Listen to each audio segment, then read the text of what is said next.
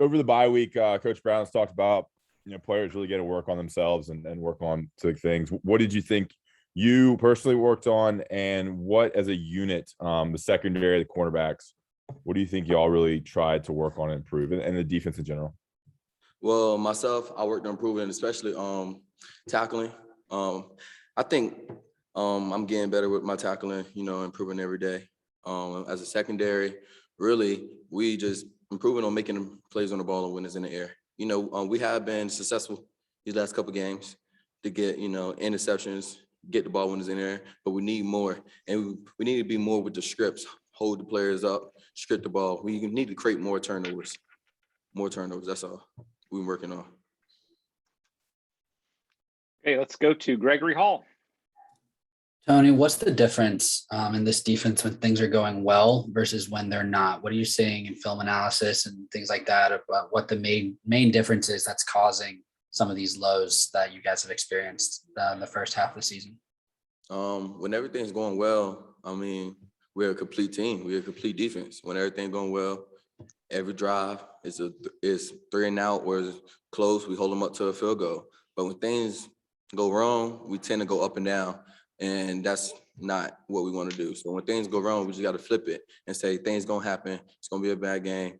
It's not a bad game, but it's going to be a bad play on to the next. You can't change it. So we just got to keep improving instead of getting down on ourselves. What exactly do you mean by things are going up and down? It's like our emotion.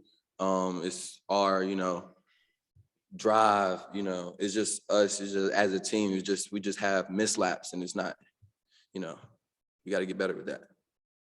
Thank you. Andrew Jones, go ahead. Hey, Tony, when you look at Notre Dame's offense, what stands out to you that could be a challenge for you guys Saturday night? They can run that ball. I tell you that for a fact. They can run the ball. They got two of the best running backs, one of the best running backs in the country. So they're gonna run the ball. Then when they pass, they're gonna pass it. They're gonna try to make plays to the outside receivers. They're gonna try to make plays to the tight end. And so we just gotta be better on defending them when they throw the ball in the air and stop the run. 4 of your last 5 opponents are currently ranked. I know the season hadn't gone exactly the way you guys had planned, but what kind of opportunity does this present for you guys to close the season and perhaps change the narrative a little bit about the team? Right now, we're taking game by game, week by week. Trying to go 1-0 this week. We're not worried about the next couple of games. We focus on this game right here. So this is the game we got to win this weekend. Sounds good. Thank you. Okay, next up is Isaiah Lucas.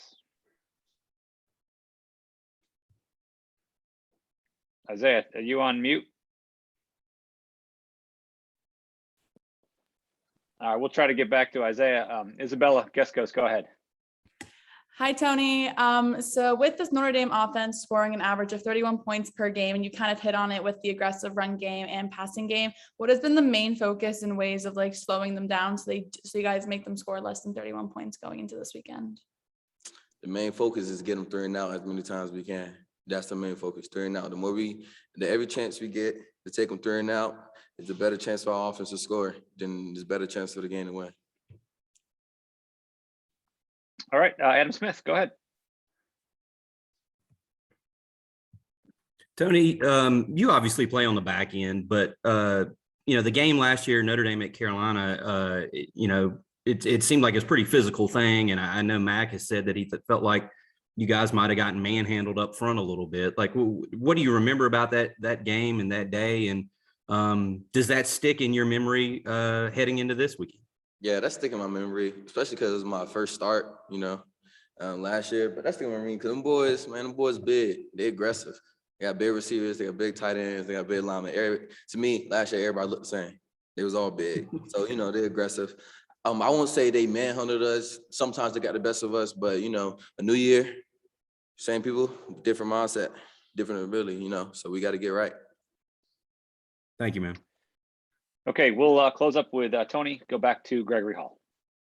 Hey, Tony. Isaiah was trying to ask you just the effect of a pass rush on the performance of y'all in the secondary. Just how can it make your job easier? And when that's not there, what can you do to kind of, I guess, pretend like it's still not affecting y'all? What do you mean, the pass rush? Just like with a good consistent pass rush, how does that improve y'all's performance in the secondary? How does it make you guys better? I say as a team, you need pass. As a defense, you need people that can pass rush. The people that can pass rush and get to the quarterback is the faster the quarterback releases the ball. And the faster the quarterback releases the ball, because to me, everything's timing. As a quarterback, the faster he releases the ball and get thrown in his timing, the better it helps our secondary out to pick the ball. And then from your perspective, with Storm Duck being out and being week to week, how has that affected y'all in the secondary? We can use the guys we can, play. We use the guys that can play. So when they're injured, when we're on the field, we worry about the people that can play right now. So that's how it is. When Storm comes back, he's gonna come back. When he come back, he'll come back healthy. But as right now, the people who playing is who we worry about on the field. Okay, Tony, thanks for joining us today. Thank you. Appreciate y'all.